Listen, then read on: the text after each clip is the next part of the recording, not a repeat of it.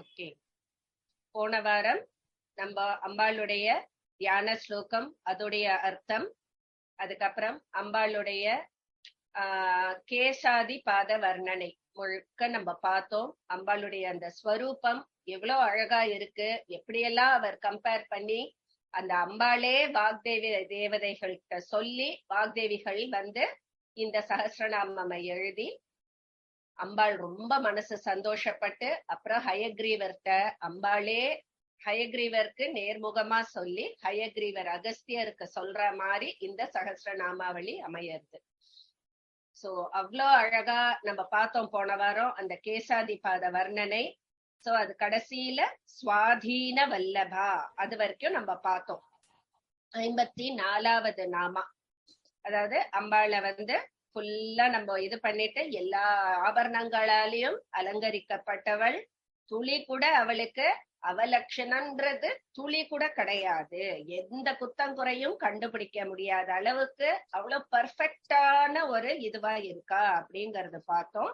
அப்புறம் அப்படியாக இருக்கக்கூடிய அந்த அம்பாள் காமேஸ்வரருடைய துடையில் அமர்ந்து இருக்கிறாள் அப்படின்னு சொல்லிட்டு சிவ காமேஸ்வராங்கஸ்தா சிவா சுவாதீன வல்லபா அது வரைக்கும் பார்த்தோம் நம்ம. இப்போ இன்னைக்கு 55வது நாமாலேந்து பார்க்க போறோம். சுமேரு மத்திய ஸ்ருங்கஸ்தா.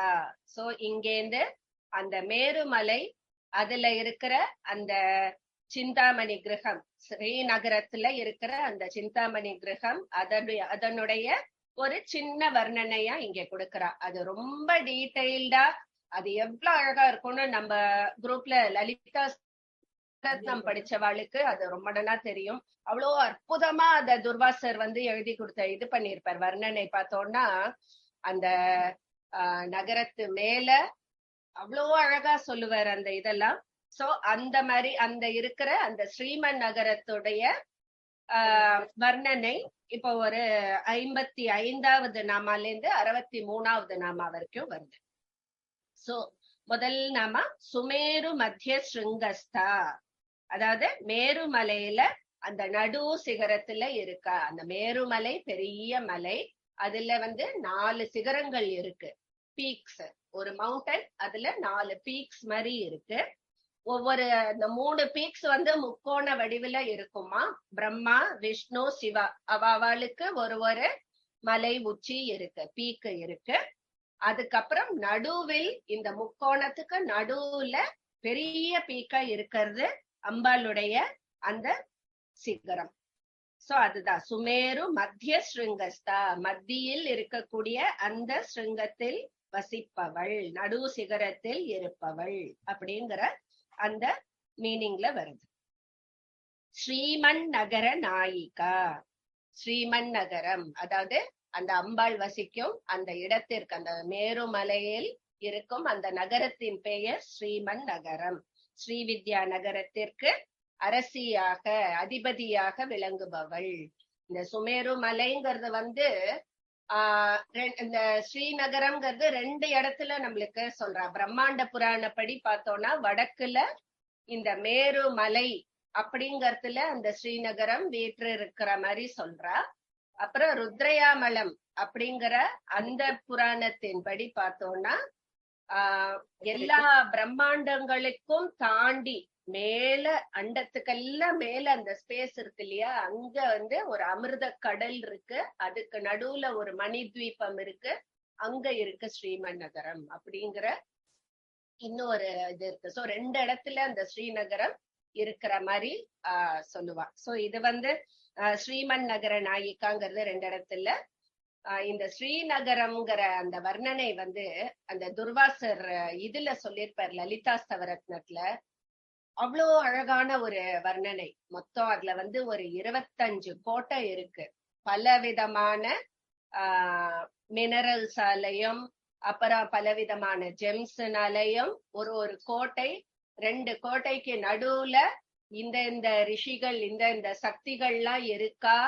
அது எப்பேற்பட்ட அந்த என்விரான்மெண்ட் அவ்வளவு அழகா இருக்கும். அந்த வர்ணனை எல்லாம் பார்க்கும்போது அவ்வளவு பியூட்டிஃபுல்லா இருக்கும்.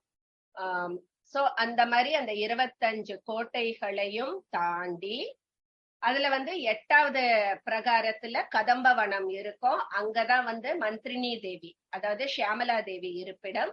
அதே மாதிரி 15வது பிரகாரத்துல அஷ்டதிக்பாலகர்கள் இருக்கா.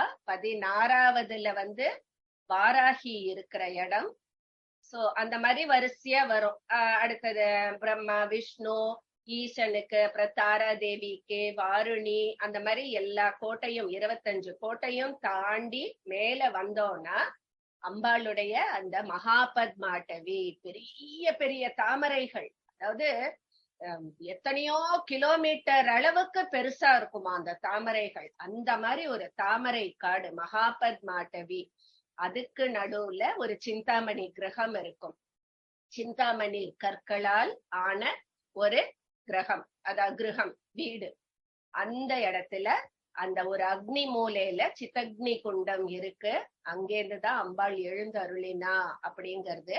அதுக்கப்புறம் அங்க மந்திரினி, தண்டினி, அதாவது தண்டினிங்கிறது வாராகி, அவ 2 பேரும் அவளுடைய கிரகங்களும் அங்க இருக்கு. அவ வந்து அங்க வாயில்ல இருப்பா. அப்புறம் 4 துவாரங்கள் இருக்கு. அங்க எல்லாம் தேவதைகள் காவல் இருப்பா.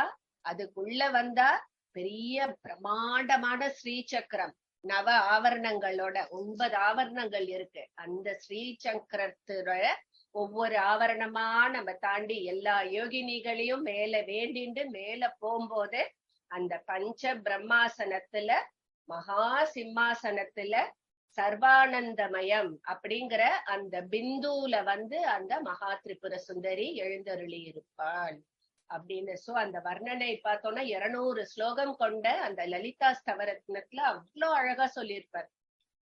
இந்த இந்த ஸ்ரீநகரம்னு சொன்ன உடனே எனக்கு இது ஃபுல்லா இது பண்ணணும்னு. சோ அம்பாளுடைய அந்த இருப்பிடம் வரைக்கும் நம்ம போய் அவளை வேண்டிட்டு வருவோம். இதுவே நம்மளுக்கு ஒரு பெரிய யாத்ரா போன மாதிரி இருக்கும் அந்த ஸ்லோகத்தை படிக்கும் போது. அவ்வளவு பிரமாதமாக இருக்கும் அந்த ஸ்லோகம். சோ இங்க வந்து சுமேரு மத்திய ஸ்ருங்கஸ்தா ஸ்ரீமன் நகர நாயிகா, அந்த ஸ்ரீமன் நகரத்திற்கு அதிபதியாக இருப்பவள். சிந்தாமணி கிருஹாந்தஸ்தா, அதுதான் அடுத்தது. சிந்தாமணி ரத்னங்களால் நிர்மிக்கப்பட்ட அந்த கிரகத்தில் இருப்பவள், அந்த வீட்டில் இருப்பவள். அந்த சிந்தாமணி கல்லுங்கிறாள். எதுக்கு சிந்தாமணி கிரகம்? சிந்தாமணி கல்லுக்கு அப்படி என்ன விசேஷம் அப்படின்னா, அதுக்கு ஆகர்ஷண சக்தியும் எதை கேட்டாலும் கொடுக்கும் சக்தியும் இருக்கு அந்த சிந்தாமணி கல்லு. சோ அந்த கல்லாலேயே பண்ண வீடுன்னா அந்த அம்பாள் வந்து எப்படி நம்ம கேட்டதெல்லாம் அள்ளி அள்ளி கொடுப்பான்னு நினைச்சு பாருங்க. சோ அந்த அந்த இடத்துல சிந்தாமணி கிரகம், ஸ்ரீநகரத்தில் இருக்கும் சிந்தாமணி கிரகத்தில் வீற்றிருப்பவள். பஞ்ச பிரம்மாசன ஸ்திதா, பஞ்ச பிரம்மாசனத்தில் உட்கார்ந்திருப்பவள். அது என்ன பஞ்ச பிரம்மாசனம்னா, அந்த ஆசனம் மேட் ஆஃப் பஞ்ச பிரம்ம மூர்த்திகள். யார் யாரு? பிரம்மா, விஷ்ணு, ருத்ரன், ஈசானன், அதான் மகேஸ்வரன், சதாசிவம். முதல் 4 பேரும் வந்து 4 கால்களா இருக்க, அந்த பலகையாவே சதாசிவன் இருக்க, அது மேல அந்த ஆசனத்து மேல அந்த அம்பாள் காமேஸ்வரரோடு இருப்பதாக சொல்லப்பட்டிருக்கு. சோ இந்த 5 பேரும் வந்து பஞ்ச பிரம்மாக்கள் அப்படிங்கிறது பேரு. இவாளுக்கு காத்தல், படைத்தல், காத்தல், அழைத்தல், மறைத்தல், அருளல், இந்த 5 தொழில்களும் புரியக்கூடிய பஞ்ச பிரம்ம மூர்த்திகளா இவா 5 பேரும் இருக்கா. சோ இவ வந்து எதுக்காக அந்த பஞ்ச பிரம்மாசனம், இவாளே எப்படி அந்த ஆசனமா இருக்கானா, இவாளே வந்து அம்பாளுடைய பக்கத்துல இருந்துண்டு அம்பாளுக்கு சேவை செய்ய வேண்டும் அப்படிங்கிற அந்த எண்ணத்துலதான் அங்க அவளே வந்து அந்த அம்பாளுடைய ஆசனத்தின் கால்களாகவும் பலகையாகவும் இருக்கா அப்படின்னா. அது மாதிரி நம்ம தேவி பாகவதத்துல பார்த்தோம்னா, இவ 5 பஞ்சபிரம்ம மூர்த்திகளுக்கும் அவளுக்கு தொழில் இது எதுன்னு செய்யறது இருந்தாலும் இத எல்லாத்தையும் பின்னாடி இருந்து டைரக்ட் பண்றது யாருன்னா அந்த பராசக்தி தான். இதுக்கு பக்காவா நம்ம ஒரு எக்ஸாம்பிள் சொல்லணும் அப்படின்னா, இப்ப ஒரு ஆத்துல இருக்கு, ஃபேன் இருக்கு, டிவி இருக்கு, எல்லாம் நம்ம இருக்கு. ஃபேன் என்ன, ஃபேன் போட்டா நம்மளுக்கு காத்து வரும். சோ அதோட தொழில். டிவி போட்டா நம்ம என்டர்டெயின்மெண்ட் அது பாக்குறோம். இது எல்லாத்துக்கும் நம்மளுக்கு மெயின் மூல சக்தி என்ன? மின்சாரம், எலக்ட்ரிசிட்டிங்கிறது. அந்த எலக்ட்ரிசிட்டிங்கிறது தான் பராசக்தி. அதாவது அதோட தொழிலை செய்பவதற்கு மூல கருவியாக இருப்பவள் தான் அந்த அம்பாள், லலிதா தேவி அப்படின்னு சொல்லிட்டு சொல்றார். மகா பத்மாட்டவி சம்ஸ்தா, ஏற்கனவே சொன்னேன், பெரிய தாமரை காட்டு. பத்மாங்கிறது சாதா இது இல்ல, மகா பத்மாட்டவி சம்ஸ்தா, பெரிய பெரிய தாமரைகள். இந்த தாமரை தண்டுகளே கிட்டத்தட்ட கிலோமீட்டர் தூரத்துக்கு அவ்வளோ உயரமா இருக்குமா, ஃபுல்லா தங்க தாமரையா இருக்குமா. அது அவ்வளவு அழகா டிஸ்கிரைப் பண்ணிருப்பா. சோ அந்த மாதிரி பெரிய தாமரை காட்டில் வசிப்பவள்.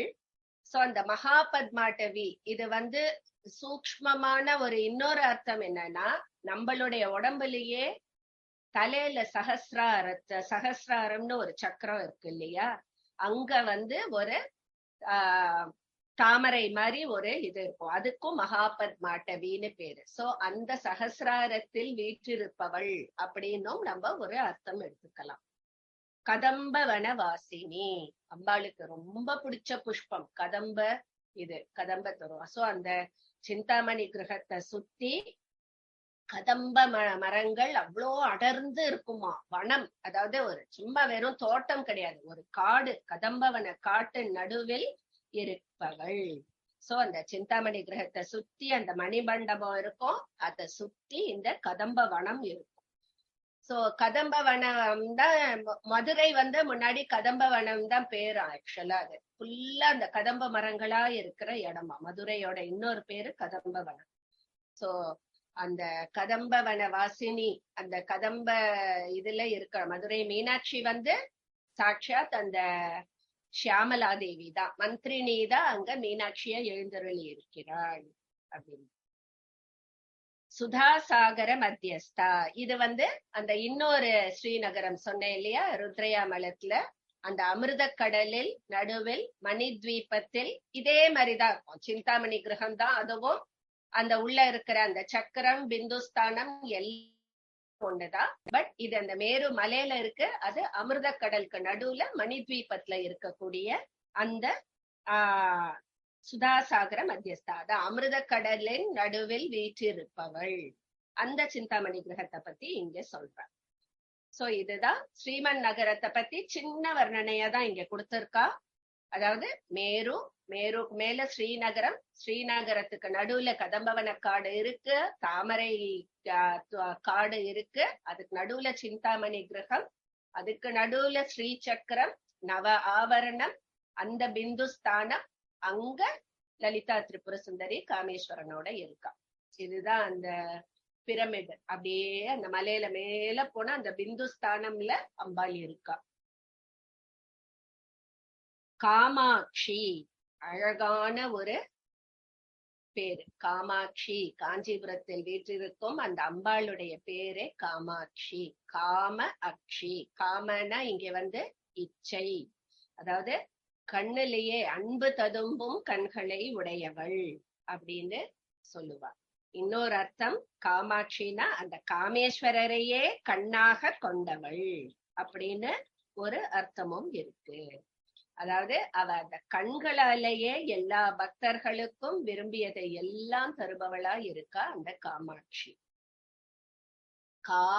கானா சரஸ்வதி, மாங்கிறது லக்ஷ்மி தேவி. சோ காமா அப்படிங்கும் போது அந்த சரஸ்வதி தேவியும் லக்ஷ்மி தேவியுமே தன் இரு கண்களாக கொண்டவள் அப்படிங்கிற இன்னொரு அர்த்தமும் இருக்கு.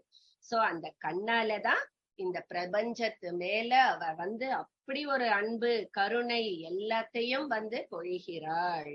சோ அவ பார்வைப்பட்ட பக்தனது விருப்பங்கள் எல்லாமே நிவர்த்தியாகும் அப்படின்னு சொல்லிட்டு சொல்ற. அந்த காமாட்சிங்கிறதுக்கு அப்பேற்பட்ட ஒரு விளக்கம் கொடுத்திருக்கா. காமா, சரஸ்வதி லக்ஷ்மியே கண்களாக கொண்டவள் அப்படின்னு. காமதாயினி, விரும்பியதை எல்லாம் பக்தர்களுக்கு அள்ளி தருபவள். பக்தர்கள் என்ன மனசுல நினைக்கிறாளோ அதை உடனே விரும்பியதை தருபவளாக இருக்கா. காமதாயினி.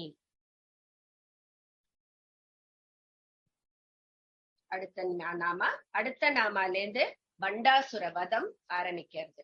சோ இது வரைக்கும் நம்மளுக்கு அம்பாளுடைய அந்த இருப்பிடம், அப்புறம் அம்பாளுடைய குணம், அத நம்ம இப்போ பார்த்தோம். காமாட்சி காமதாயினி அது வரைக்கும் நம்ம பார்த்தோம்.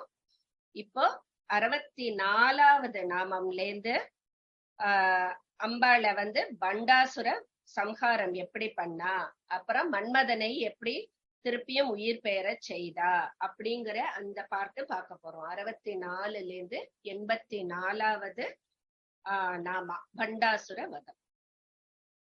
சோ முதல் நாமா தேவர்ஷி கண சங்காத ஸ்தூயமான ஆத்ம வைபவா. அப்படின்னா தேவர்கள், தேவ ரிஷி கண, சோ தேவர்களாலும் ரிஷிகளாலும் துதிக்கப்பட்ட ஆத்மஸ்வரூபத்தை உடையவள் அப்படிங்கிற அர்த்தம். அதாவது பண்டாசுரன் அந்த இது பண்றான், தேவலோகத்தை ஆக்கிரமிச்சுண்டு தேவர்களை அங்கேந்து அந்த விரட்டும் சமயம் இவ எல்லாரும் வழிபடுறா அம்பாள. அம்பா, நீ தாயே, நீதான் எங்களுக்கு உதவணும் அப்படின்ன உடனேதான் அந்த லலிதாம்பிகை நம்மளுக்கு தோன்றினாள், சிதக்னி குண்டத்திலிருந்து தோன்றினாள் அப்படின்னு பார்த்தோம். சோ அவர்கள் வேண்டுகோளுக்கு இணங்க அந்த பண்டாசுரனை வதம் செய்வதற்காக ஸ்வரூபத்தை எடுத்தவள். பண்டாசுர வதோத்யுக்த சக்தி சேனா சமன்விதா. சோ இங்க பண்டாசுர வதத்துக்கு ஆயத்தமா ஆயிட்டா. ஏன்னா அவ வேண்டுகோள் வச்சுட்டா, அட்டகாசம் தாங்க முடியல. சோ இப்ப அம்பாள் பண்டாசுரனை வதம் செய்யறதுக்கு என்ன பண்றா, படை, அவனுக்கு பெரிய படை இருக்கிற மாதிரி அம்பாளுக்கும் படை இருக்கு இல்லையா. சோ அத்தனை சக்திகளையும் ஒன்று திரட்டி சக்தி சேனைகளோட படையை நிர்மாணித்தவள் அப்படிங்கிற மீனிங்ல வரும். பண்டாசுர வதோத்யுக்த சக்தி சேனா சமன்விதா. சோ இங்க ஆக்சுவலா அந்த பண்டாசுரன் இது டைரக்டா நம்ம அசுரன்ங்கிறது, இந்த பண்டாசுர வதம்ங்கிற அந்த ஒரு பார்ட்டே டைரக்ட் மீனிங் பார்த்தோம்னா அந்த ஸ்தூல ரூபமா அம்பாள் அசுரனை வதம் செய்யற மாதிரி நம்மளுக்கு ஃபுல் நரேஷன் வரும். பட் சூக்ஷ்மமா இதுல ஒரு பொருள் என்ன அப்படின்னா, பண்டாசுரன்ங்கிறது நம்மக்குள்ள ஜீவன்களுக்குள்ள இருக்கிற அந்த அறியாமை, அததான் பண்டாசுரன்னு சொல்றா. அந்த அறியாமை, அந்த அஜ்ஞானம், அந்த இத அம்பாள் வதம் பண்ணி நம்மளை மெய்ஞானத்திற்கு நம்மளை அழைத்து கொண்டு முக்திக்கு வழிவகுக்கிறாள் அப்படிங்கிற அர்த்தம் தான் உள்ளர்த்தம் நம்மளுக்கு. சோ நம்ம ஒவ்வொரு நாமாவுமே இதுல பார்த்தேன்னா ஒவ்வொன்றுத்துக்கும் ஒரு உள்ளர்த்தம் இருக்கு. நம்ம அந்த அளவுக்கு டீட்டெயிலா போக வேண்டாம், ஏன்னா நம்மளுக்கு புரியவும் புரியாது.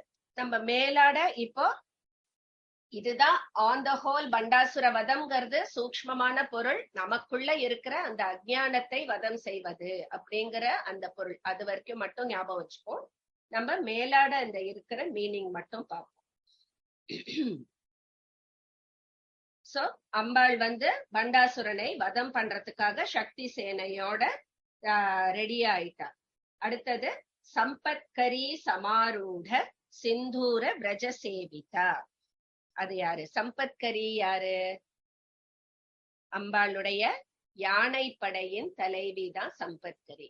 அதாவது அம்பாள் 4 கையில நம்ம வச்சுட்டு இருக்கான்னு பார்த்தோம். பாசம், அங்குசம், புஷ்பபானம், கரும்புவில் வச்சுட்டு இருக்கான்னு இல்லையா. அதுல அந்த அங்குசம்னு இருக்கு இல்லையா, யானைகளை கட்டுப்படுத்த, அந்த அங்குசத்திலிருந்து தோன்றிய சக்தி தான் சம்பத்கரி. சோ அந்த சம்பத்கரி அவ யானை படையின் தலைவி. சோ இப்ப ஒரு சேனை அப்படின்னா நம்மளுக்கு தெரியும் என்னென்ன இருக்கும். 4 சேனை இருக்கு. ரத, கஜ, துரக, பதாதி. பதாதிங்கிறது காலாட்படை, ரதங்கிறது தெரியும், கஜங்கிறது யானை, துரகங்கிறது குதிரைப்படை. சோ இது எல்லாமே ஆயத்தமா ஒரு போர் ஒரு இதுன்னு வரும்போது இந்த சேனைகள் எல்லாம் தயார் நிலையில எப்பவுமே இருக்கும். அந்த மாதிரி அம்பாளுடைய யானைப்படையின் தலைவி சம்பத்கரி. சோ சம்பத்கரி சமாரூட சிந்தூர ரஜ சேவிதா. சோ யானைப்படையால் சூழப்பட்டவள், தேவியின் ஆக்ஞைக்கு உட்பட்டு யானைப்படையால் சூழப்பட்டவள் அப்படின்னு சொல்றார். சோ அந்த யானையோடைய சம்பத்கரியோட வாகனமான அந்த யானைக்கு பேர் வந்து ரணகோலாகலம் அப்படிங்கிற அந்த யானையோட பேரும். அடுத்தது அஸ்வாரூட அதிஷ்டிதாஸ்வ கோட்டி கோட்டிபிகி ஆவ்ருதா. அஸ்வனா என்ன? குதிரை. சோ அஸ்வாரூடாங்கிறது அடுத்த சக்தியோடைய பேரு. அதாவது அவ எதுல இருந்து தோன்றினா? பாசத்திலிருந்து தோன்றினாள். பாசம் அங்குசம்னு பார்த்தோம் இல்லையா? அந்த பாசத்திலிருந்து தோன்றிய அந்த சக்தி தான் அஸ்வாரூடா தேவி.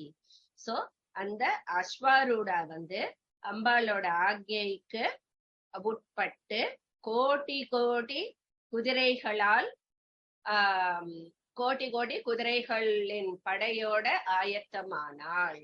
சோ எல்லாமே அம்பாளுடைய ஆக்ஞைப்படி முதல்ல சம்பத்கரி வந்து யானைப்படையோட ரெடியானா, அதே மாதிரி அஸ்வாரூடா வந்து குதிரை படையோட ரெடியானா. பாசத்திலிருந்து ஆவிர்பவித்தவள் அஸ்வாரூடா. இந்த அஸ்வாரூடாவுடைய குதிரை இருக்கு இல்லையா, அதோட பேரு அபராஜிதம். போன இதுல ரணகோலாகலம்னு அந்த யானை பேர் பார்த்தோம் இல்லையா, சம்பத்கரியோட யானை. அது மாதிரி இந்த அம்பாள் சக்தியுடைய குதிரையுடைய பேரு அபராஜிதம். சோ இந்த மாதிரி அம்பாளுடைய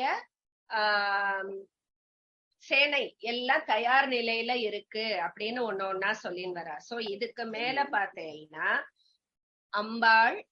அம்பாளுடைய ரதம் அவ எப்படி ஆயத்தமா இருக்கா, அதுக்கப்புறம் மந்திரினி தண்டினி இவாளுடைய அந்த ரதங்களை பத்தி சொல்றா.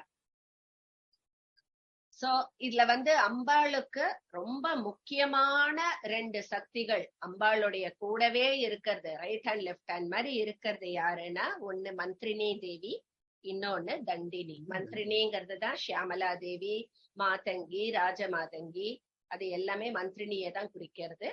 அதே மாதிரி தண்டினிங்கிறது வார்த்தாளி, வாராகி, இதெல்லாம் பல பேர். வாராகி தான் வந்து தண்டினிங்கிறது. இவ 2 பேரோட உத்தரவு இல்லாம அம்பாளை யாராலையும் பார்க்க முடியாது அப்படின்னு சொல்லுவா. எப்பவுமே இவ வந்து அம்பாளுடைய சன்னதியிலேயே இருக்காளாம், ஒரு போதும் பிரியாமல் அம்பாளுடைய சேவையில் சதா ஈடுபட்டு இருப்பார்கள் அப்படின்னு சொல்றா. மந்திரினிங்கிறது யாருன்னா அம்பாளுடைய மந்திரியா இருக்கிறவ, பிரதான மந்திரி ஸ்தானத்தில் வகிப்பவள் அந்த மந்திரினி.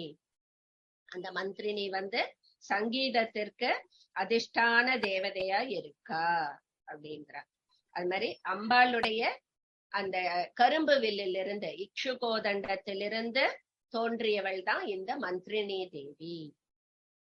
அதே மாதிரி வாராகிங்கிறது அம்பாளுடைய இன்னொரு முக்கியமான சக்தி.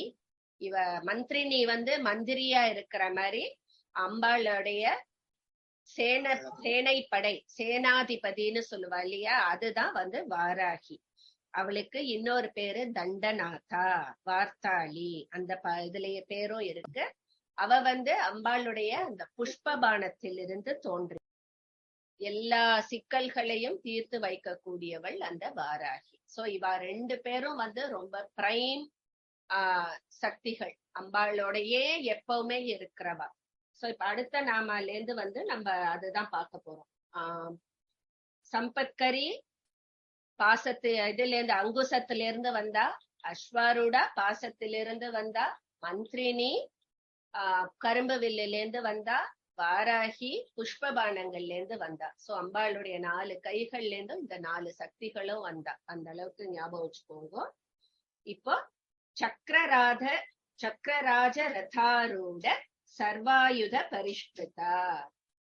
சோ அம்பாளுடைய அந்த ரதம், அம்பாள் எப்படி ஜம்முன்னு இருப்பா, அவ ரதமே வந்து அவ்வளோ பெருசா இருக்குமா. அந்த ரதத்தின் பேரு வந்து சக்கரராஜ ரதம். ஸ்ரீ சக்கர ரதத்தின் மேல எல்லா ஆயுதங்களோடையும் ரெடியா அவ அந்த ரதத்துல வந்து இல்லாத ஆயுதங்களே இல்ல, சர்வ ஆயுதங்களையும் ரெடியா வச்சுண்டு அந்த சக்கரராஜ ரதத்தில் வீற்றிருப்பவள் அப்படிங்கிறார். சோ அந்த யுத்த காலத்துல அம்பாள் சர்வ ஆயுதங்களையும் அங்க வைக்கப்பட்டிருந்த அந்த சக்கரராஜ ரதத்தின் மேல் வீற்றிருக்கிறாள். சோ அந்த ரதத்துக்கு பார்த்தோம்னா எவ்வளவு பெருசு இருக்குங்கிறேன். ஒரு ரதம்னா நம்ம வந்து ஒரு பர்டிகுலர் ஹைட்னு நினைச்சுப்போம். இந்த இது பார்த்தீங்கன்னா இந்த ரதத்துக்கு 9 அடுக்கு இருக்காம். அதாவது 9 ஸ்டோரி ஹைட். அவ்வளோ பெரிய ரதம்.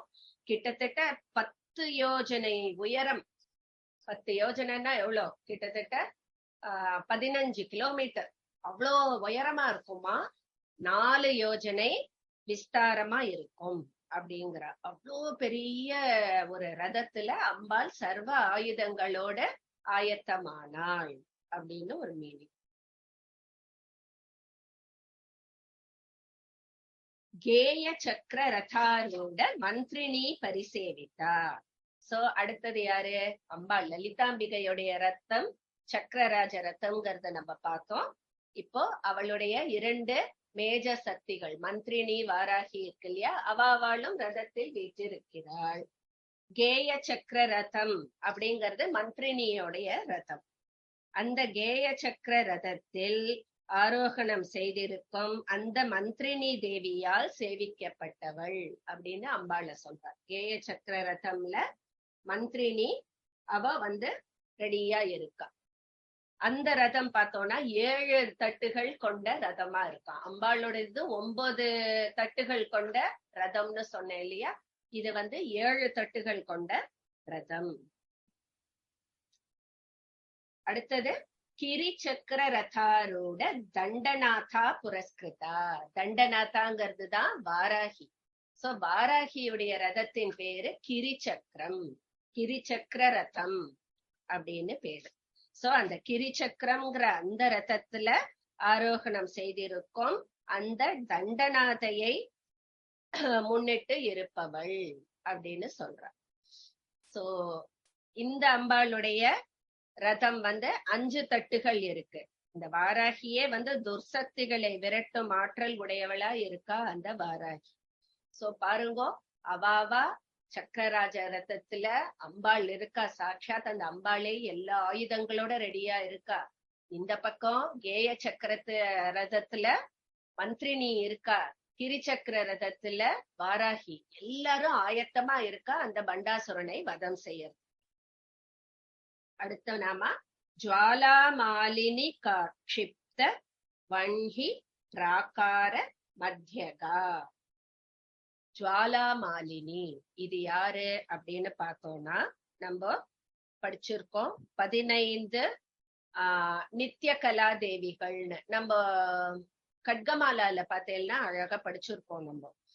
அதாவது சந்திர மூன் கேலண்டர் படி பார்த்தோம்னா 15 திதி தேவதைகள் இருக்கா. காமேஸ்வரி, பகமாலினி, நித்ய கிளின்னே, ஹேருண்டே, வன்ஹிவாசினி, வஜ்ரேஸ்வரி, சிவதூதி, ஸ்வரித்தே, குலசுந்தரி, நித்யே, நீலபதாகே, விஜயே, சர்வமங்களே, ஜுவாலாமாலினி, சித்ரே அப்படின்னு வரும். கடைசியில 16வது அம்பாளே மகா நித்யே அப்படின்னு சொல்லுவா, நித்யான. சோ இதுல வந்து பாத்தீங்கன்னா ஜுவாலா மாலினிங்கிறவ வந்து 14வது நித்ய தேவியா இருக்கா, நித்ய கலா தேவியா இருக்கா.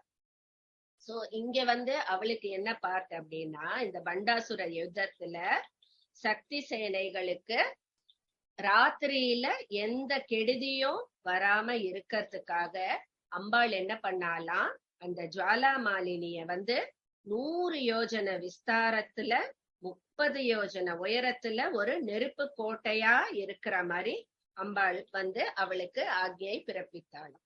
அதாவது ஒரு சேஃப்டிக்கு, ராத்திரி வேளையில இந்த அசுர சேனைகள் நம்மளை இது தாக்காமல் இருப்பதற்காக இந்த ஜுவாலா மாலினிங்கிறவ ஒரு பெரிய நெருப்பு கோட்டை, அதுக்கு நடுவில் வீற்றிருப்பவளா இருக்கா.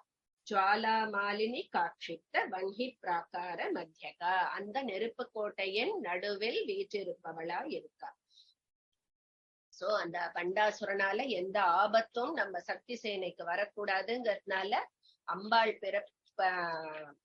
கொடுத்த அந்த ஆக்ஞையால் ஜுவாலா மாலினி இந்த நெருப்பு கோட்டையை கட்டினா அப்படின்னு.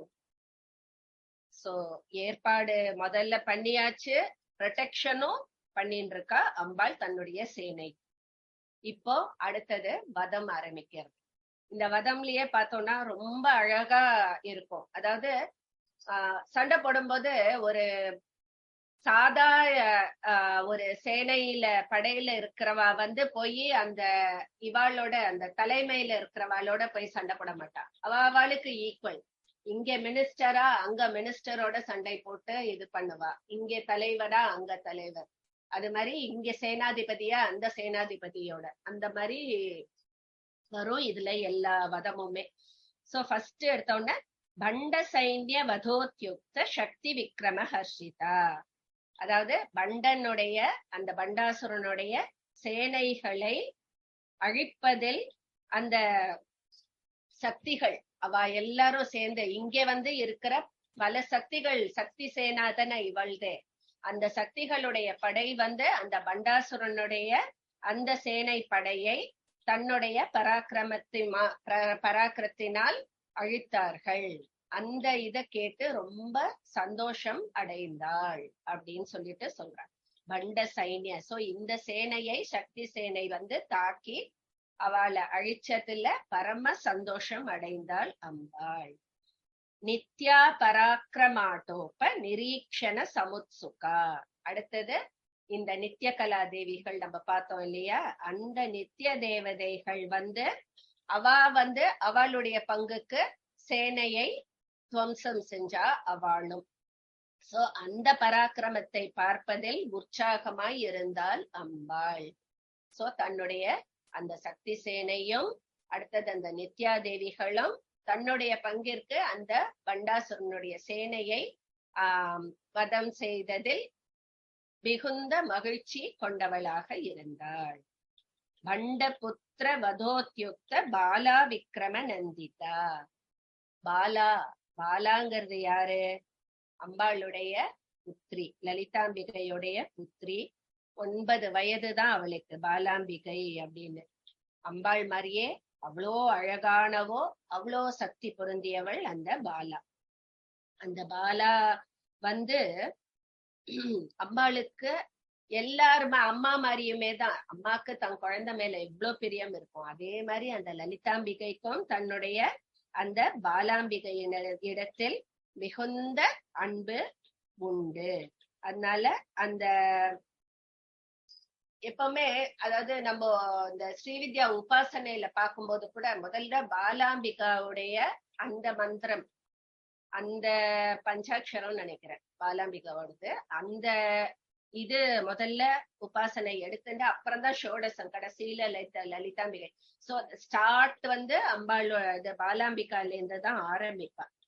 அப்கோர்ஸ் முதல்ல விக்னேஸ்வரர் 3 அக்ஷரத்தோட ஆரம்பிச்சு அப்புறம் இந்த பாலாம்பிகா எல்லாம் முடிஞ்சு கடைசியில தான் லலிதாம்பிகையோடது வரும்.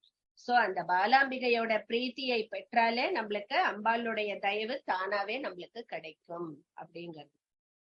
சோ இந்த யுத்தத்துல பார்த்தோம்னா அந்த பண்டனுடைய புத்திரர்கள், அதாவது இங்க அம்பாளுடைய குழந்தை, அங்க பண்டனுடைய குழந்தைகள் 20 பேர் இருக்கலாம். சதுர்பாகு, உபமாயன், அந்த மாதிரி 20 30 பேர் இருக்கா. சோ அவளோட யுத்தம் செய்ய அந்த பாலாம்பிகை போனாலாம். அம்பாள் எவ்வளவோ தடுத்து பார்த்தா தன் குழந்தைக்கு எந்த ஆபத்தும் நேர்ந்துடக்கூடாதுன்னு, ஆனா தைரியமா போனாலாம் அந்த பாலாம்பிகை. அப்ப குழந்தை வந்து எந்த இதோடையும் கஷ்டமோ இல்லாம க்ஷேமமாவும் ஜெயத்தோட திரும்பி வரணுமே அப்படின்னு அம்பாள் கவலையோட காத்துன்னு இருந்த போது வாராகிதான் வந்து சொல்றாளாம், குழந்தை வந்து அந்த பண்டபுத்திரர்களை வதம் செய்தாள் அப்படின்னு சொல்லிட்டு அந்த சந்தோஷமான செய்தியை வந்து சொல்லும் போது அப்படி ஒரு வந்து அம்பாள் தன்னுடைய குழந்தையுடைய வெற்றியை அந்த செய்தியை கேட்டு அந்த அம்பாள் அளவில்லா ஆனந்தம் பெற்றாள் அப்படின்னு சொல்றா. சோ பாலாம்பிகை வந்து அந்த பண்டாசுரனுடைய புத்திரர்களை வதம் செய்தாள். அதில் பயங்கர ஆனந்தம் அடைந்தாள் அம்பாள். அடுத்தது மந்திரிண்யம்பா விரச்சித விஷங்க தோஷிதா. அத தோஷிதான்னு நிறைய பேர் படிப்பா, தோஷிதா இல்ல, அது தோஷிதா. தோஷிதான்னா சந்தோஷப்பட்டா, மகிழ்ந்தா அப்படின்னு அர்த்தம். அதனால தோஷிதான்னு சொல்லணும் அத. சோ இது என்ன அப்படின்னா விஷங்கன். விஷங்கன்னு ஒரு இது. அடுத்ததுல விஷுக்ர பிராணஹரண வாராகி வீரியநந்திதா இருப்பா. சோ இந்த விஷங்கன் விஷுக்ரன் அப்படிங்கிறது யாருன்னா பண்டாசுரனுடைய இரு சகோதரர்களாம். அவனுடைய 2 தோள்பட்டையிலிருந்து தோன்றினவா, பண்டாசுரனுடைய 2 தோள்பட்டையிலிருந்து தோன்றினவா விஷங்கனோ விஷுக்ரனோ. சோ அந்த விஷங்கன் அவனை வதம் செஞ்சா மந்திரினி தேவி. மந்திரினி அந்த விஷங்கனை அழிச்சா, வதம் பண்ணினா. அதனால சந்தோஷத்தை அடைந்தாள் லலிதாம்பிகை. விசுக்ர பிராணஹரண வாராகி வீரிய நந்திதா. அந்த விசுக்ரன் அப்படிங்கிற அசுரனை யார் அழிச்சா? வாராகி அழிச்சா. விசுக்ரன்கிற அந்த இது அசுரனை வாராகி அழித்தா. சோ அவ 2 சகோதரர்களையும் பண்டனுடைய 2 சகோதரர்களையும் விசுக்ரன் விசும்பன் 2 பேரையும் மந்திரினியும் வாராகியும் வதம் செய்தார்கள். அதனால் அம்பிகை மிகவும் மகிழ்ச்சி கொண்டாள் அப்படின்னு. சோ ஒவ்வொருத்தரையா அழிச்சுன்னு வரா பாருங்க. சக்தி சேனை பண்ட சேனையை அழித்தது. அப்புறம் நித்யாதேவிகளும் பண்ட சேனையை அழித்தார்கள். அப்புறம் பாலாம்பிகை பண்டரின் புத்திரர்களை அழித்தார். அப்புறம் விசும்பன் விசுக்ரன மந்திரினி அண்ட் வாராகி வதம் பண்ணினா. சோ இப்ப லாஸ்ட் யார் லெஃப்ட்? பண்டாசுரனே தான். சாக்ஷாத் லலிதா தேவியே அவனை வதம் செய்ய போறான். அதுக்கு முன்னாடி காமேஸ்வர முகாலோக கல்பித ஸ்ரீ கணேஸ்வரா. இது என்ன அப்படின்னா காமேஸ்வரர்னே யாரு? சிவன். சிவனுடைய முகத்தை பார்த்ததினாலேயே கணேஸ்வரர் அதாவது பிள்ளையாரை சிருஷ்டித்தவள் அப்படின்னு இந்த நாமாவோட அர்த்தம். அது என்னத்துக்கு என்ன, அதோடைய கதை என்ன அப்படிங்கறது அடுத்த நாமால வருது. மகா கணேஷ நிர்பின்ன விக்ன யந்திர பிரகர்ஷிதா. அதாவது இந்த பண்டாசுரன் இருக்கா இல்லையா, அவன் என்ன பண்ணினானா அந்த விசுக்ரன் இருக்கா இல்லையா, அந்த விசுக்ரனுக்கு அப்பேற்பட்ட ஒரு பவர் இருக்கான். சோ என்ன பண்ணினானா அத்தனை மந்திர சக்தியும் சேர்த்து அவன் என்ன பண்ணான்னா ஜெய விக்னம் அப்படிங்கிற ஒரு யந்திரம் அத தயார் பண்ணி அந்த அம்பாளுடைய சக்தி சேனை இருக்கு இல்லையா, அந்த இடத்துல வச்சுட்டானா. ஒரு தகடு மாதிரி அதுன்னு வச்சுக்கோங்களேன். அது இப்ப தாந்திரிகத்துல எல்லாம் அந்த பில்லி சூன்யம் வைக்கிற அப்படி சொல்லுவா இல்லையா, அந்த மாதிரி அந்த தகடுல அத்தனை அந்த யந்திரத்தை கொண்டு சக்தி சேனையோடைய நடுவுல அது எல்லா மந்திரத்தையும் அதுல ஏத்தி அந்த தகடை கொண்டு வச்சுட்டானா. அது பேரு ஜெய விக்னம் அப்படின்னு. சோ அத வச்ச அந்த நேரத்துல அத்தனை சக்தி சேனையும் என்ன ஆச்சான், சோர்வு அடைஞ்சுட்டாலாம். அந்த தகடுடைய அந்த எஃபெக்ட் இந்த சக்தி சேனை ரொம்ப சோர்வு அடைஞ்சுடுத்து. அந்த யுத்தத்துல அந்த ஒரு உற்சாகம் இல்லாம சோர்ந்து போயிட்டா. அந்த விக்ன யந்திரத்தோடைய மாயையில இருந்தா. அப்போதான் என்ன ஆச்சு, அம்பாள் அந்த காமேஸ்வரரை பார்த்து புன்னகை செஞ்சா இல்லையா, அப்போ அந்த மந்தஸ்மிதத்தின் மொழியிலிருந்து மகா கணபதி ஆவிர்பவித்தார். அவர் அந்த விக்ன யந்திரத்தை அந்த தகடை பொடி பொடியா உடைச்சு தகர்த்தார் அப்படின்னு. சோ அதுதான் இங்க அந்த பிள்ளையாருடைய அந்த சிருஷ்டிய பத்தி சொல்றார். அந்த மகா கணபதி அந்த விக்ன யந்திரத்தை உடைச்ச உடனே திருப்பியும் அந்த சக்தி சேனைக்கு பழையபடி பலமும் உற்சாகமும் வந்தது. சோ நடுவுல இந்த வேலையை வேற பண்ணியிருக்கார் பண்டாசுரன். விசுக்ரனுடைய ஹெல்ப்போட ஒரு யந்திரத்தை ரெடி பண்ணி அந்த சேனைக்கு நடுவுல வச்சுட்டா. அதனால அந்த சேனை சோர்வடைஞ்சு தளர்ந்து போகும்போதுதான்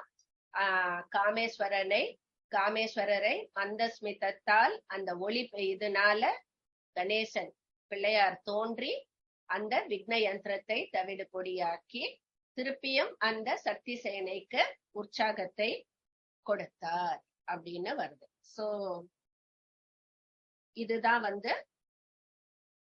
மகாகணேஷ நிர்பின்ன விக்னயந்திர பிரஹர்ஷிதா. சோ அந்த விக்ன யந்திரத்தை துவம்சம் செஞ்சார் கணேசர். சோ அத பார்த்து மகிழ்ந்தவள் அப்படின்னு வருது. எல்லாமே அம்பாள் சந்தோஷப்படுற மாதிரி கடைசியில முடிக்கிறார்.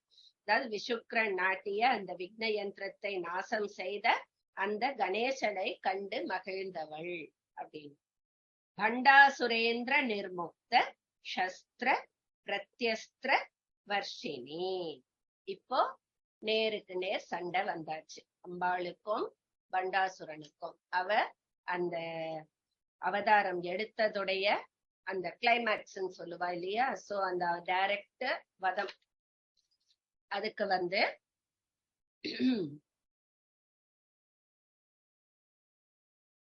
அந்த பண்டாசுரன் அஸ்திரங்கள் விடறான்.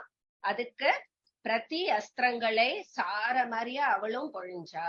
அதாவது கடுமையான யுத்தம் நடக்கிறது. ஏன்னா பண்டாசுரனும் பயங்கர பலம் பொருந்தியவன். ஏன்னா பண்டாசுரனோட கதை எப்படி பண்டாசுரன் தோன்றினா அப்படின்னா, மன்மதனை எரிச்சார் இல்லையா, நெற்றி கண்ணால எரிச்சார். அந்த ஆஷஸ்ல இருந்து தோன்றியவன் தான் பண்டாசுரன். சோ அந்த பரமேஸ்வரனுடைய கண்ணுல இருந்து அந்த அக்னியுடைய பவர் அவனுக்கு இருக்கு. அதனாலதான் அவன் ரொம்ப பலம் பொருந்தியவனா ஆனா அப்படின்னு அந்த ஒரு இருக்கு. அதான் அது ஒரு தனி ஸ்டோரி.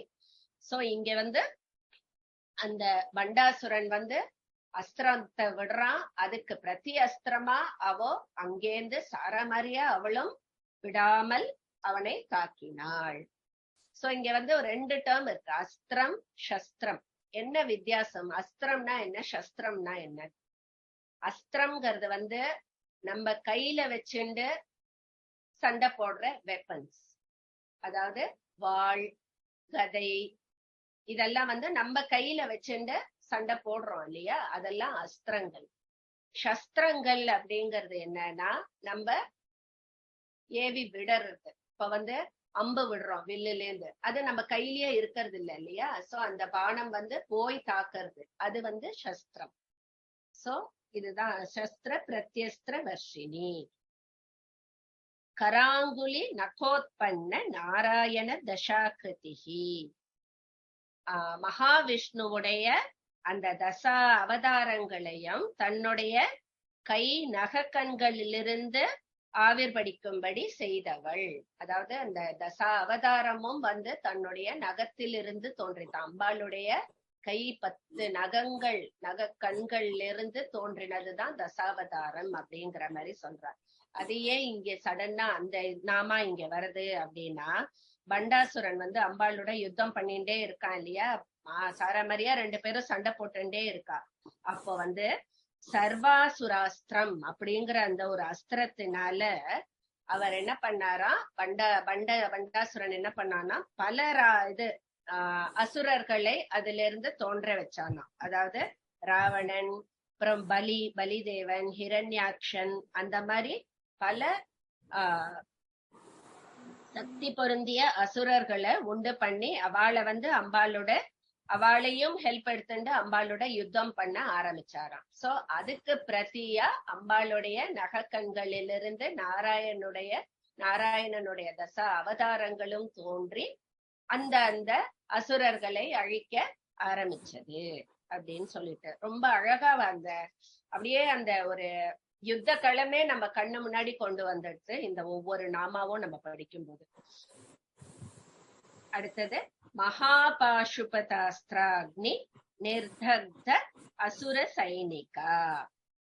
ஓகே, மகாபாசுபதாஸ்திராக்னி. மகாபாசுபதாஸ்திரம் அப்படிங்கிறது என்னன்னா சர்வேஸ்வரனுடைய அஸ்திரம், அதாவது சிவனுடைய அஸ்திரம் அது. சோ அந்த அஸ்திரத்திலிருந்து வந்த அக்னியால பண்டனுடைய சேனைகளை அடியோடு கொளுத்தியவள். சோ அந்த யுத்தம் உச்ச கட்டத்துக்கு போறது. அப்போ அந்த பண்டனுடைய சர்வ சேனைகள் விட்டு வச்ச அந்த பாக்கி அந்த சக்திகள்லாம் ஏற்கனவே பாதி அவாவா பண்ணிட்டா. மிச்சம் இருக்கிறத அடியோட கொளுத்தினாலாம் இந்த மகாபாசுபதாஸ்திரத்துல இருந்து அதுல இருந்து வர அந்த அக்னி ஜுவாலை அந்த சேனைய முழுக்க கொளுத்திடுது அப்படிங்கிறார். காமேஸ்வராஸ்திர நிர்தக்த சபண்டாசுர சூன்யகா, இதுதான் ஃபைனல். அதாவது மகாபாசுபதாஸ்திரத்தோட இன்னும் பவர்ஃபுல் காமேஸ்வராஸ்திரம். சோ அந்த அஸ்திரத்தை இன்னும் மகிமை உடையது. அதனால அந்த பண்டாசுரனை ஃபுல்லா அவனை அழிக்கப்பட்டதோட அவனையும் வதம் செய்து அவனுடைய முழு பட்டணம், அதாவது அவனுடைய அந்த சிட்டி, சூன்யகம்ங்கிறது அவனுடைய அந்த ராஜ்யத்தோட பேரு, அந்த சூன்யகத்தையும் சூன்யமா ஆக்கினா அப்படின்னு சொல்லிட்டு இதோட அந்த பண்டாசுரனை கம்ப்ளீட்டா வதம் பண்ணி முடிச்சா அம்பாள். போர்க்களத்துக்கு நம்மளே போயிட்டு அந்த மாதிரி இருக்கு பாருங்க. சோ மகாபாசுபதாஸ்திரா அதால தாக்கிட்டு கடைசியில காமேஸ்வர அஸ்திரத்தினால பண்டாசுரனையும் அவனுடைய அந்த நகரத்தையுமே எரித்தாள். முடிஞ்சிடுத்து. பண்டாசுரன் வதம் செய்யப்பட்டான். அவனுடைய சேனைகளும் அவனுடைய நகரமும் முற்றிலும் அழிக்கப்பட்டன. பிரம்மோபேந்திர மகேந்திராதி தேவ சம்ஸ்துத வைபவா. அடுத்தது என்ன? தேவர்களுக்கும் மும்மூர்த்திகளுக்கும் மிக்க மகிழ்ச்சி.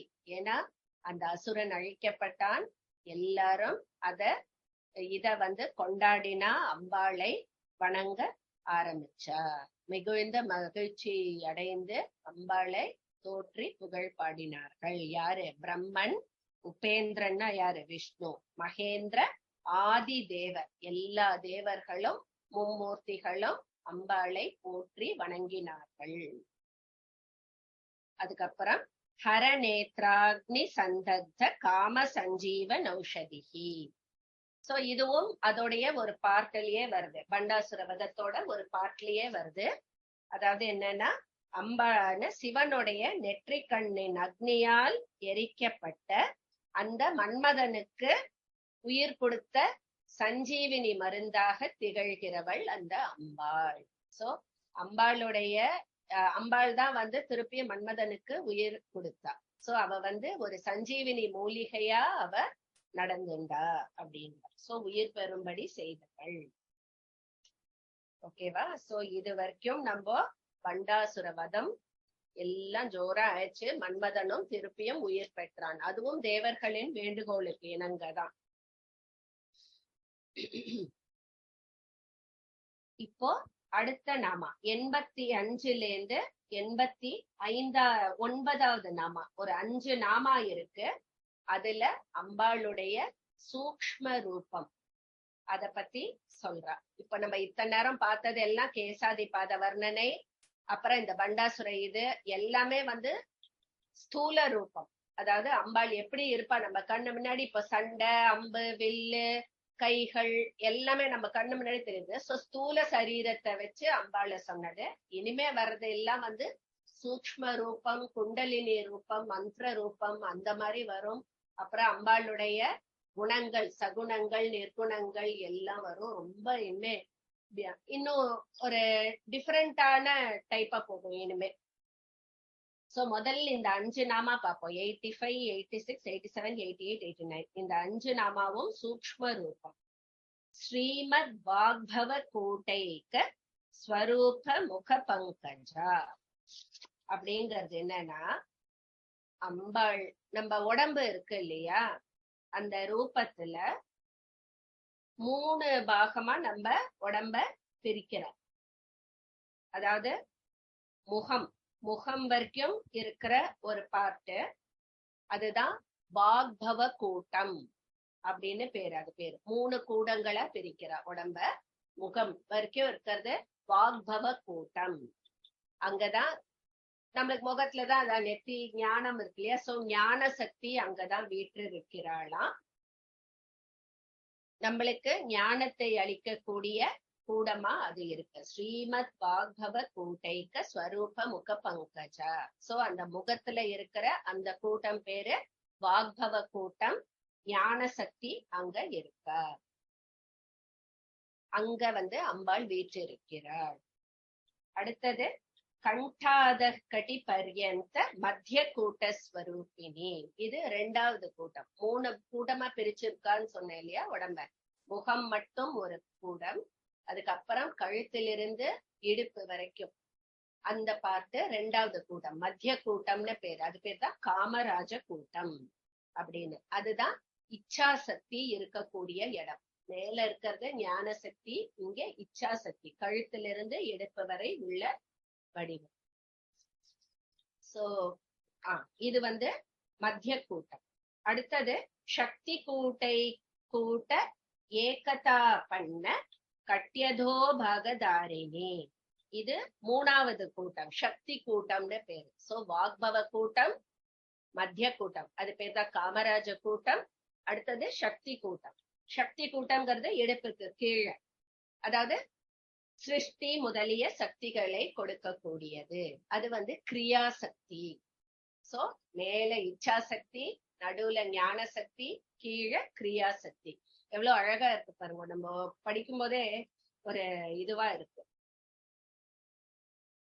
சோ இது வந்து பார்த்தோம்னா அம்பாளுடைய மந்திரம் என்னது, பஞ்சதசாட்சரி இல்லையா, 15 அக்ஷரங்கள் கொண்டது அம்பாளுடைய மந்திர வடிவம்.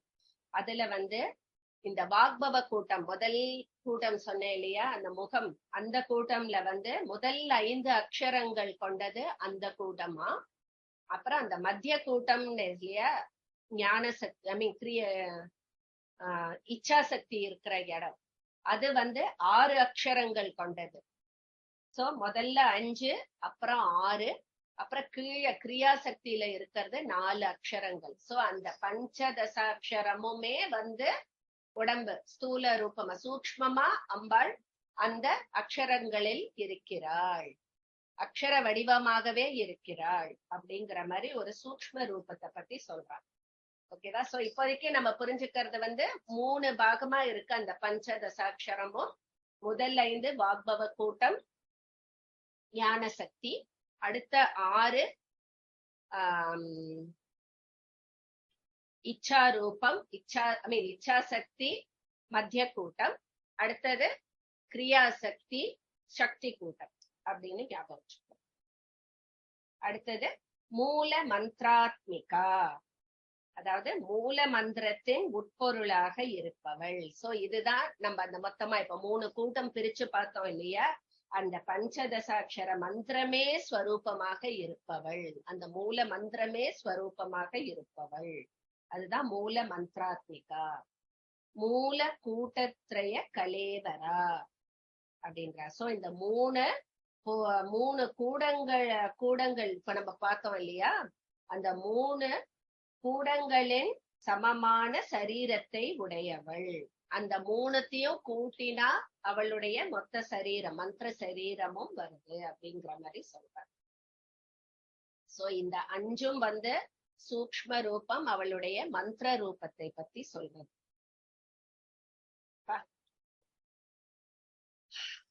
ஓகே. சோ இந்த ஒரு அக்ஷரம், பீஜாட்சரம்னு சொல்றோமே, பீஜாட்சரம் எவ்வளவு பவர்ஃபுல்ங்கிறது பாருங்க. இதனாலதான் வந்து இதெல்லாம் வந்து சூக்ஷ்மமான இது. நம்ம எதுக்காக டைரக்டா அப்படியே நம்ம வந்து புக்ல எழுதியிருக்கிற அந்த என்ன வெறும் அக்ஷரம் தானே நம்மளா படிக்கலாம் அப்படிங்கறது பண்ண முடியாது. அதனாலதான் இந்த ஸ்ரீவித்யா இதுங்கிறதே வந்து வரும் பின்னாடி, அந்த நாமாக்கள்ல வரும். ரகசியமா பாதுகாக்கப்பட வேண்டியது, குரு மூலமாகவே தெரிஞ்சு கொள்ள வேண்டியது. நம்மளா எடுத்து இந்த ஆன்லைன்ல இப்பெல்லாம் நிறைய பேரு தீட்சை வழங்குறா, அப்படியெல்லாம் இது வந்து நம்ம எடுத்துக்க கூடிய உபாசனை கிடையாது. இதெல்லாம் நேர்முகமா குருவுக்கு முன்னாடி அமர்ந்து அவருடைய அந்த சகசிராரத்திலிருந்து அந்த ஒளி உன்னுடையதுக்கு வரணும், டிரான்ஸ்பர் ஆகணும். அந்த மாதிரிதான் குரு மூலமா தான் இந்த அக்ஷரங்கள், இந்த உபாசனை எல்லாம் நம்ம எடுத்துக்கணும் ஆக்சுவலா. ஓகேவா? சோ இது வரைக்கும் வந்து சூக்ஷ்ம ரூபம், மந்திர ரூபம் பார்த்தோம். அடுத்தது 90வது நாமா வந்து குண்டலினி வர்ணனை ஆரம்பிக்கிறோம். இது வந்து ஒரு பிரமாதமான ஒரு இதோட ஸ்டார்டிங் இன்ட்ரோடக்ஷன் மட்டும் இப்ப சொல்லிடுறேன். டீடைல்ஸ் வந்து நம்ம அடுத்த கிளாஸ்ல இருந்து பார்ப்போம். குண்டலினி அப்படின்னா நிறைய பேருக்கு அது என்னன்னு தெரியாது, பேர் மட்டும் கேள்விப்பட்டிருப்பா. என்னமோ குண்டலினி சக்திம்பாலே, அது என்ன அப்படிங்கிறது வந்து என்னன்னா, அது வந்து அந்த சக்தி வந்து நம்ம முதுகு தண்டுக்கும் கீழே மூலாதாரத்துல வந்து சுருண்டு ஒரு பாம்பு மாதிரி இருக்குமா, ஒரு சர்ப்பம் மாதிரி சத்தம் போட்டுண்டு அந்த மூச்சு வந்து அந்த சர்ப்பத்தோட சத்தம் மாதிரி புசு புசுன்னு கேட்டு அங்க தூங்கின்னு இருக்குமா அந்த குண்டலினி சக்தி. அந்த குண்டலினின்ற அந்த பாம்பு வந்து நிமிர்ந்ததுன்னா அது தலை வரைக்கும் வருமா. அது எல்லாருக்கும், நம்மளுக்கெல்லாம் வந்து அந்த குண்டலினி சக்தியை எழுப்பக்கூடிய அந்த இது நம்மள அந்த மாதிரி 2 கட்டானா நம்மள அந்த மாதிரி ட்ரை பண்ணக்கூடாதாம். அது வந்து மகா பெரிவாலே சொல்லியிருக்கலாம், உங்களை எல்லாருக்கும் உகந்தது இல்லை, ஞானிகளுக்கு தான் இந்த குண்டலினி சக்தியை எழுப்பக்கூடிய அந்த பரீட்சை எல்லாம் பண்ணலாம், நம்ம எல்லாம் பண்ணக்கூடாது சாமானிய மக்கள். நம்மளுக்கு அம்பாளை அடையறதுக்கு பக்தி மார்க்கம்னு ஒண்ணு இருக்கு, அது மூலமா தான் பண்ணணும்னு மகா பெரிவாலும் சொல்லியிருக்கா. சோ இந்த குண்டலினி சக்தியை எழுப்புறது வந்து தியானத்து மூலமாவும் எழுப்பலாம், மந்திர மூலமாவும் எழுப்பலாம், முக்கியமா யோக முறையிலும் எழுப்பலாம். அது என்ன குண்டலினி சக்தியை எழுப்புறது அப்படின்னா, நம்ம உடம்புல வந்து 6 சக்கரங்கள் இருக்கு. மூலாதாரம், சுவாதிஷ்டானம், மணிபூரகம், அநாகதம், விசுத்தி, ஆக்ஞா, 6 சக்கரம் இருக்கு. இந்த 6த்தையும் தாண்டி மேல போனா சகசிராரம், அது உச்சந்தலையில. மூலாதாரம்ங்கிறது நம்மளோட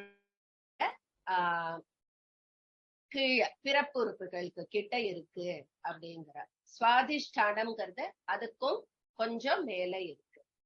மணிபூரகம்ங்கிறது நம்மளுடைய நாபி வயிறு பகுதியில இருக்கு. அதுக்கப்புறம் அநாகதம்ங்கிறது நம்ம நெஞ்சு பகுதியில இருக்கு. அப்புறம் இது விசுத்திங்கிறது நம்ம கழுத்து பகுதியில இருக்கு. ஆக்ஞாங்கிறது நம்ம புருவத்துக்கு நடுவுல இருக்கு. அதுக்கப்புறம் மேல தலை மேல அந்த பிரம்மரந்திரம்னு ஒண்ணு இருக்கு. அதாவது தலை மேல அந்த சின்ன குழந்தைகளுக்குலாம் உச்சிக்குழின்னு சொல்லுவா இல்லையா, அது அதனால்தான் சாஃப்டா இருக்கும். அதாவது அது வழியாதான் நம்மளுக்கு அந்த உயிர் சக்திங்கிறது கடவுள் நமக்குள்ள செலுத்துற அந்த பிரம்மரந்திரம் இருக்கு. அங்கதான் அந்த சகசிராரம், அந்த பிரம்மரந்திரத்துக்கு கீழே சகசிராரம் இருக்கு. இந்த மாதிரி இந்த 7 சக்கரங்களையும் தாண்டி அந்த குண்டலினி சக்தி அந்த முதுகுல வந்து ஸ்பைனல் கார்டு இருக்கு இல்லையா, அந்த சுஷும்னா நாடின்னு ஒண்ணு ஓடும் கீழே. இந்த ஒரு ஸ்டேஜா நம்ம வந்து அந்த சக்தியை எழுப்பி அந்த சகசிராரத்துக்கு கொண்டு போறா பாருங்கோ. அது பேர் தான், அந்த ஸ்டேஜ் பேர் தான் ஸ்பிரிச்சுவல் என்லைட்டன்மெண்ட்னு சொல்றா தெரியுமா. பெரிய பெரிய ஞானிகளும் யோகிகளும் அந்த கிடைக்கிற அந்த ஒரு என்லைட்டன்மெண்ட், அந்த சக்தி, அது வந்து அந்த சகசிராரத்துக்கு அந்த குண்டலினி போய் ரீச் ஆகும்போது, அந்த சக்தி ரீச் ஆகும்போது அந்த சகசிராரம் அந்த இடத்துல அங்கதான் அந்த அம்பாள் காமேஸ்வரனும் காமேஸ்வரியும் வீட்டு இருக்கிறாளும். அது வந்து ஒரு பிக்சரைஸ் பண்ணிக்கோங்க. அந்த சகசிராரம்ங்கிறது ஒரு பியூட்டிஃபுல்லா ஒரு தாமரை, 1000 இதழ் கொண்ட தாமரையில அங்க அம்பாளும் இதுவும் உட்கார்ந்துட்டு இருக்கா. அங்க வந்து ஒரு சந்திர மண்டலம் இருக்கு. அந்த இடத்துல அந்த சக்தி போகும்போது அந்த சந்திர மண்டலத்திலேருந்து அமிர்த பிரவாகம் மாறுது. அப்படியே அமிர்த ரசமா வழியறது கீழே. அந்த அமிர்த ரசம் வழியறது பத்தில அதுதான் வந்து அந்த பீக் ஆஃப் இது சொல்வா. அவளுக்கு அந்த யோக சித்தி கிடைச்சவாளுக்கு கிடைக்கிற அந்த ஒரு அல்டிமேட்னு சொல்வா தெரியுமா, அந்த மகிழ்ச்சி, அந்த ஒரு என்லைட்டன்மெண்ட், அதுதான் அந்த பிரவாகம். அந்த பிரவாகம் வழியா கொஞ்சம் கொஞ்சமா திருப்பி அந்த குண்டலினி சக்தி அதே 6 சக்கரம் வழியா திருப்பியும் வந்து மூலாதாரத்துக்கு வந்து கீழே வந்து சுருண்டு படுத்துன்றோம். இந்த மாதிரி அந்த சக்தி வந்து மேல எழுப்பி கீழே திருப்பியும் அந்த அமிர்த பிரவாகத்துக்கு அப்புறம் திருப்பியும் கீழே வருது. இப்படிதான் அந்த பாடியில அது போயிட்டு வரும் அப்படின்பா. இது வந்து ரொம்ப மேலாடு, ரொம்ப பேசிக் இதுதான் நான் சொல்லியிருக்கேன். எனக்கு புரிஞ்ச அளவுக்கு இது இன்னும் டீடைல்டா இதுல அம்பாள் எப்படி ஒரு இதுலயும் 2 சக்கரத்துக்கு அப்புறம் ஒரு முடிச்சு இருக்கும். அந்த முடிச்ச குழந்துண்டு திருப்பியும் மேல போகும், திருப்பியும் அடுத்த முடிச்சு, அப்புறம் மேல போயிட்டு அது அப்புறம் அந்த சகசிராரத்துக்கு போயிட்டு குலாமிருதைக்க ரசிக்கா, அங்க போய் அந்த அமிர்தத்தை ரசித்து இது பண்றதான்ற மாதிரி அதெல்லாம் நம்ம அடுத்த வாரம் நம்ம பார்க்கலாம்.